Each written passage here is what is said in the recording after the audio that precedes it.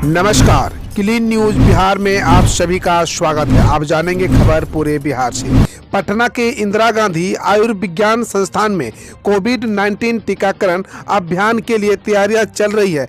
देश भर में आज से वैक्सीन का पहला चरण शुरू होगा।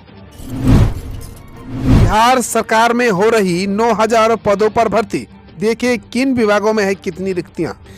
इस वर्ष बिहार सरकार में बिहार लोक सेवा आयोग और सिविल सेवा प्रोफेसर और अन्य समेत कुल 9,543 रिक्तियों पर योग्य उम्मीदवारों की भर्ती की जानी है। आयोग ने इस भर्ती की प्रक्रिया शुरू कर दी है। ऐसे उम्मीदवार जो बिहार राज्य में सरकारी नौकरी पाने की इच्छुक रखते हैं वे देख सकते हैं कि किन विभागों में कितनी भर्तियां जानी है। उम्मीदवार अपने मतलब की नौकरी के लिए आवेदन कर सकते हैं। तेजस्वी ने फिर शुरू किए पीएम मोदी व सीएम नीतीश पर हमले।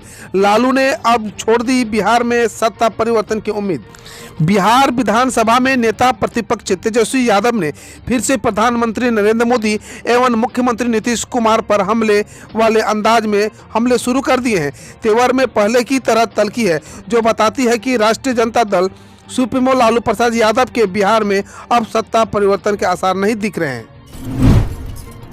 बिहार में जुबानी जंग से सियासी माहौल गर्म, जदयू नेता के इस बयान में मची खलबली। बिहार में इन दिनों पक्ष और विपक्ष के बीच चल रही जुबानी जंग से सियासी माहौल गरमाया हुआ है। जदयू के नए प्रदेश अध्यक्ष उमेश कुशवाहा ने अपने बयान में बड़ा दावा करके बिहार में फिर खलबली मचा दी है।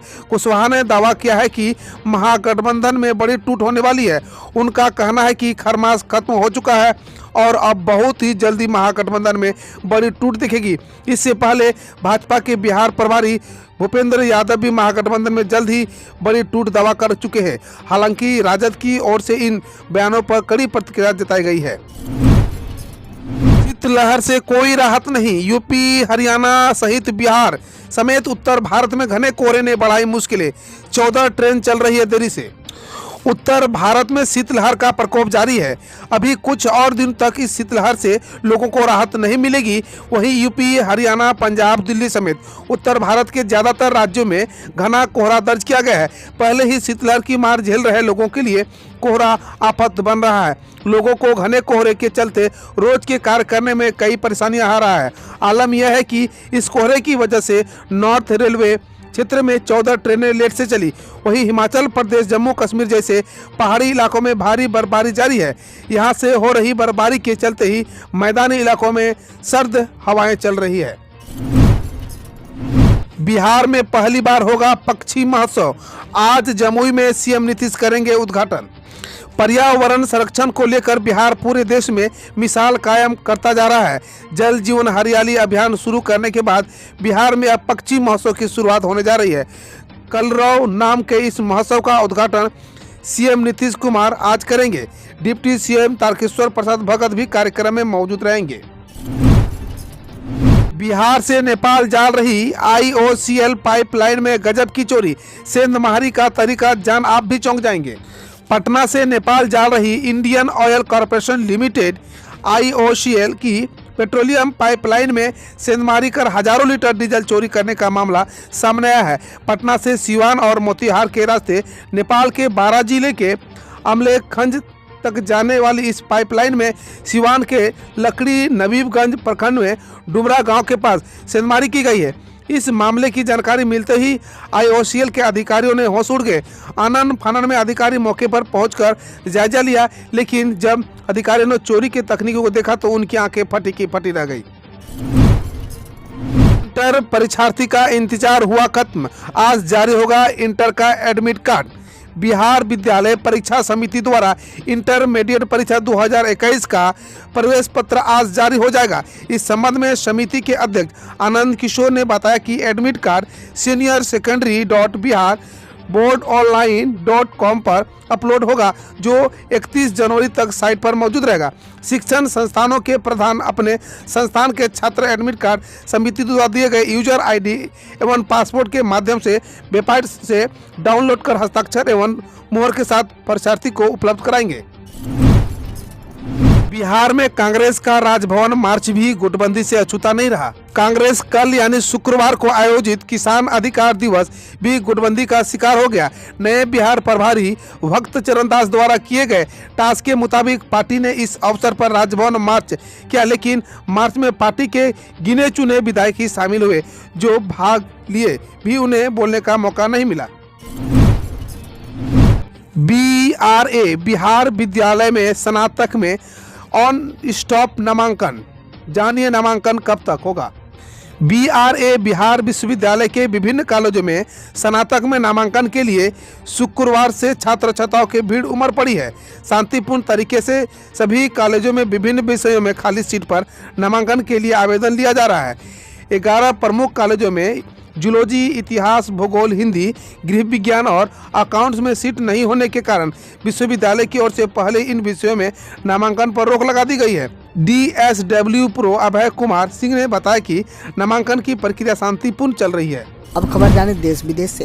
दिल्ली सरकार का कहना है गाजीपुर मुर्गी मंडी से लिए गए सभी 100 सैंपलों में नहीं मिला बर्ड फ्लू। दिल्ली की पशुपालन इकाई ने बताया कि दिल्ली में मुर्गियों में बर्ड फ्लू नहीं मिला है और गाजीपुर मुर्गा मंडी के लिए सभी 100 सैंपलों की जांच रिपोर्ट नेगेटिव आई है। इससे पहले दिल्ली के तीनों नगर निगम ने बुधवार को पोल्ट्री उत्पादकों की बिक्री व भंडारण पर रोक लगा दी थी। कृषि कानून के समर्थन में सभाएं न करें, करनाल हिंसा के बाद हरियाणा सरकार से अमित शाह बोले। हरियाणा के शिक्षा मंत्री कंवर पाल के अनुसार केंद्रीय गृह मंत्री अमित शाह ने हरियाणा सरकार के अगली सूचना तक कृषि कानून के समर्थन में रैली या जनसंपर्क अभियान नहीं करने को कहा गया है। इससे पहले करनाल में कृषि कानून के समर्थन में आयोजित एक रैली में हिंसा हुई थी, जिसमें मुख्यमंत्री मनोहर लाल खट्टर भी शामिल होने वाले थे। यूपी के कांग्रेस चीफ बोले, पहले सीएम योगी लगवाएं कोविड-19 टीका ताकि लोगों में संदेह न रहे। उत्तर प्रदेश कांग्रेस के अध्यक्ष अजय कुमार ने कहा है कि मैं मुख्यमंत्री योगी आदित्यनाथ से अपील करता हूं कि वो सबसे पहले खुद को टीका लगवाकर प्रदेश में वैक्सीनेशन की शुरुआत करें। उन्होंने कहा ताकि प्रदेश के लोगों के मन में वैक्सीन को लेकर किसी तरह का संदेश न रहे। गौरतलब है कि 26 जनवरी से देश भर में टीकाकरण शुरू होगा। सरकार ने कृषि कानून को लेकर सुप्रीम कोर्ट में झूठ बोला है, कांग्रेस का कहना है। कांग्रेस ने आरोप लगाया है कि केंद्र सरकार ने सुप्रीम कोर्ट में दायर हल्फनामा में झूठ बोला है। उसने कृषि कानून को लेकर संबंधित पक्षों से बातचीत की थी। कांग्रेस प्रवक्ता अवधेश कुमार मनु सिंघवी ने बताया है कि सुप्रीम कोर्ट के समक्ष गलत तथ्य देने के कारण यह अवमानना का भी मामला बनता है। राकेश टिकैत बोले, सरकार ने 10 साल पुराने ट्रैक्टर पर बैन लगाया है, हम दिल्ली में चलाएंगे। भारतीय किसान यूनियन के प्रवक्ता राकेश टिकैत ने बुधवार को कहा है, सरकार ने 10 साल पुराने ट्रैक्टर पर बैन लगा दिया है तो हम 10 साल पुराने ट्रैक्टर को दिल्ली के सड़कों पर चलाएंगे, दिखाएंगे। वहीं खालिस्तान समर्थकों के आंदोलन में शामिल होने के आरोप में उन्होंने कहा, कोई देश विरोधी बातें कर रहा है तो सरकार उसे गिरफ्तार करे। कृषि कानून पर बनी सुप्रीम कोर्ट की समिति से भूपेंद्र मान ने खुद को किया अलग। भारतीय कृषि यूनियन के अध्यक्ष भूपेंद्र सिंह मान ने केंद्र सरकार के नए कृषि कानून पर सुप्रीम कोर्ट द्वारा बनाई गई इस कमेटी से खुद को अलग कर लिया है। भूपेंद्र मान ने कहा, किसान संगठनों और जनता के बीच प्रचलित आशंकाओं के मद्देनजर किसान हितों से समझौता नहीं करने के लिए मैं कोई भी पद छोड़ने के लिए तैयार हूँ। पश्चिम बंगाल के मंत्री का दावा, विधानसभा चुनाव से पहले 6 सांसद टीएमसी में होंगे शामिल। पश्चिम बंगाल सरकार में मंत्री जयप्रीत मलिक ने दावा किया है कि विधानसभा चुनाव से पहले 6-7 सांसद सत्तारूढ़ पार्टी टीएमसी में शामिल होंगे। मलिक ने कहा, यहां तक कि जो विधायक पार्टी छोड़कर गए हैं वो भी पार्टी ज्वाइन करने के लिए लाइन में लगे होंगे। बकौल मलिक, बंकुरा से विधायक तुषार बाबू दोबारा पार्टी में शामिल हुए हैं। हरियाणा सीएम ने की फिल्म सिटी बनाने की घोषणा, 100 एकड़ तक भूमि निर्धारित। हरियाणा के मुख्यमंत्री मनोहर लाल सिंह खट्टर ने शुक्रवार को कहा है कि प्रदेश में फिल्म सिटी खोलने की योजना पर काम किया जा रहा है। उन्होंने आगाह कहा कि इसके लिए 100 से 50 तक की भूमि की निर्धारित कर ली गई है। बकौल राज्य सरकार हरियाणवी कलाकारों को प्रोत्साहित करने के लिए राज्य स्तर पर हर साल एक अवार्ड दिया जाएगा। पश्चिम बंगाल में बीजेपी को हराने के लिए ममता बनर्जी को कांग्रेस में आना चाहिए, अधीर रंजन का कहना है। पश्चिम बंगाल कांग्रेस अध्यक्ष अधीर रंजन सिंह चौधरी ने कहा है कि ममता बनर्जी को कांग्रेस में आना चाहिए, क्योंकि कांग्रेस के बिना बीजेपी को राज्य में सत्ता में आने से रोकना असंभव है। बकुल रंजन, कांग्रेस ने 100 सालों में धर्मनिरपेक्षता को बनाए रखा है। टीएमसी सांसद सौगत राय ने कहा था कि लेफ्ट कांग्रेस अगर वाई बीजेपी विरोधी है तो ममता बनर्जी का साथ दें। छत्तीसगढ़ के वालदों में हुई बर्ड फ्लू की पुष्टि, 150 मुर्गियां मिली थी मृत। एक अधिकारी ने बताया कि गुरुवार को वालदों में मृत मुर्गी में बर्ड फ्लू की पुष्टि हुई है। राज्य पशु चिकित्सा सेवाओं के निर्देशक ने कहा है कि सभी जिलों में अलर्ट घोषित कर दिया गया है, लेकिन चिकन और अंडे बेचने पर कोई प्रतिबंध नहीं लगाया जाएगा। गिलाली गाँव में पोल्ट्री फार्म में 150 मुर्गियां मृत मिली थी।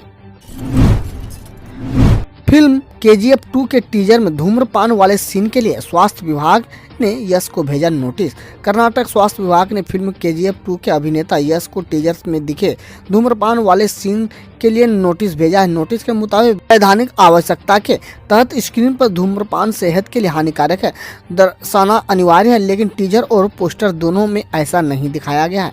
नोटिस बतौर टीजर और पोस्टर धूम्रपान को बढ़ावा देते हैं। हम रोज ऐसे ही न्यूज लाते रहेंगे, तो यदि आपने अभी तक क्लीन न्यूज को सब्सक्राइब नहीं किया है तो पहले फटाफट सब्सक्राइब कर लें, साथ ही बेल आइकन को दबा दें ताकि कोई अपडेट मिस ना हो।